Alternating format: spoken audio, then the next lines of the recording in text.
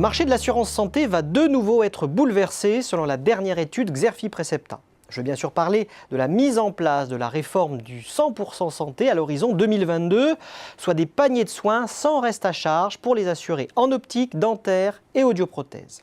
C'est en quelque sorte le second round de la bataille de l'ANI qui se joue pour les acteurs de l'assurance santé dans un environnement complètement renouvelé. Un chantier titanesque puisqu'ils vont devoir refondre toute leur stratégie de développement. Dit autrement, les acteurs vont devoir recalibrer leurs offres, réévaluer les opportunités commerciales et l'attractivité des segments, sans oublier de redéfinir les missions prioritaires des plateformes de santé et réseaux de soins. Bref, les logiques de fidélisation et de multi-équipement prendront alors le pas sur les stratégies de conquête. Au-delà de la mise en place du 100% santé, un deuxième tournant s'opère au sein du marché. C'est celui de la reconfiguration du paysage concurrentiel qui se traduit par une nouvelle vague de consolidation. Après la naissance du géant mutualiste Vive en 2017, 3 autres projets de rapprochement d'envergure ont été lancés autour de leaders mutualistes ou paritaires. Malakoff Médéric Humanis, Aesio Massif et enfin AG2R La Mondiale, Matmut, Solimut. Une course à la taille qui révèle que les 4 nouveaux ensembles peuvent rivaliser avec une taille en santé très supérieure à celle de la plupart de leurs concurrents. La part de marché du groupe Vive grimpe ainsi à 14% en santé, le hissant au rang de leader incontesté.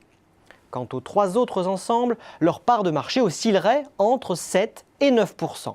En clair, les géants de l'assurance leader en santé comme AXA, Groupama, Allianz, Covea ou encore Swiss Life ont décroché.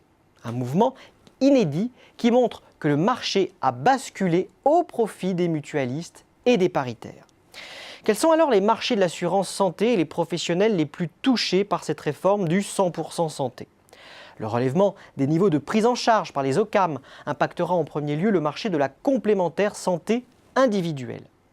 Les niveaux de couverture de cette dernière sont en moyenne presque 2 fois moins élevés en optique et en dentaire que dans les contrats collectifs.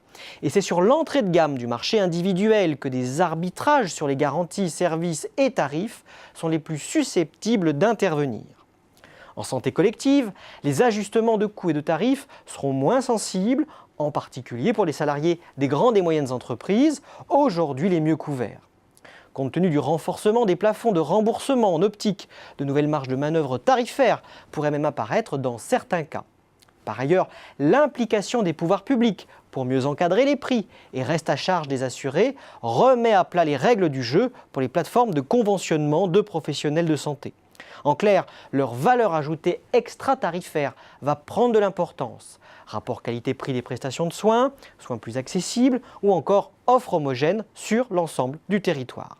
Bref, le chantier de refonte du marché de l'assurance santé vient tout juste de démarrer.